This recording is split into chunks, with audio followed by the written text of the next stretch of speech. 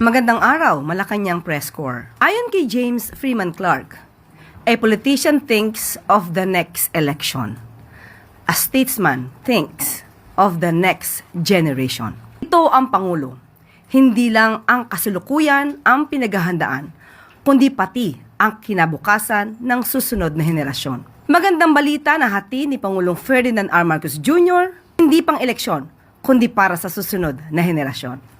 Masayang iniulat ng Pangulo ang matagumpay na drilling exploration sa Malampaya East 1. 5 kilometro ang layo mula sa kasalukuyang Malampaya site. Ayon kay Energy Secretary Sharon Garin, makasaysayan ang pagkadiskubre sa reserba sa Malampaya East 1 dahil ito ang unang gas discovery sa Pilipinas matapos ang 30 years. Ibinahagi ni Pangulong Marcos Jr. sa isang high productivity resource ang bagong reserba at maikukumpara sa kasalukuyang pinagpukunan ng natural gas ng bansa. Ang further exploration na naging tulay sa makasaysayang discovery na ito ay naging posible dahil sa pag-aproba ni Pangulong Marcos Jr. sa renewal ng Service Contract 38 noong taong 2023. Matatandaan na sa ilalim ng Presidential Decree No. 87 na nilagdaan ni dating Pangulong Ferdinand E. Marcos Sr. noong 1972, inilatag ang polisiya upang isulong ang pagpapaunlad ng indigenous petroleum resources ng bansa.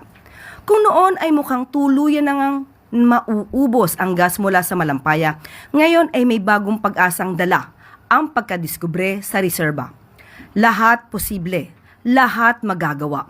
Iyan ang paniniwala ng ating Pangulo dahil sa pagpupursigi ng pamahalaan kasama ang ibang katuwang sa pag-unlad. Magpapatuloy lang ang daloy ng enerhiya sa nagpapailaw sa ating mga tahanan na siya ring nagpapaunlad sa buong sambayanan.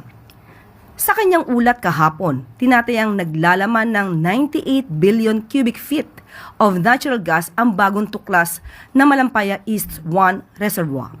Ayon sa estima, ang ganito kalaking gas reserve ay kayang magpailaw ng 5.7 million households, 9,500 buildings o 200,000 schools sa loob ng isang taon.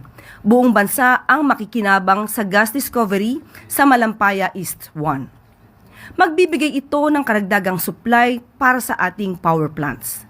Makakatipid ang Pilipinas sa pag-aangkat ng imported gas products at makakaasa ang taumbayan sa isang mas malinis at mas murang energy source. Ibinahagi din ng Pangulo na may natagpuan ding condensate sa drilling operations. Isa itong high-value liquid fuel na makakatulong sa pamahalaan na pagtibayin pa ang power supply ng bansa. Ang Malampaya East 1 discovery ay maituturing na milestone sa Phase 4 ng drilling project. Maipagmamalaki din ng bansa na Pilipino ang nanguna sa drilling o gas exploration at natapos ito ng walang aksidente o environmental incident. Dagdag enerhiya tungo sa progreso, tunay ngang tagumpay ng bawat bansa at bawat Pilipino ang bagong tuklas na gas reserve sa Malampaya. Hindi naging hadlang sa Pangulo ang mga nakaraang isyu ng korupsyon para pagsumikapan ang matagumpay na drilling exploration ngayon.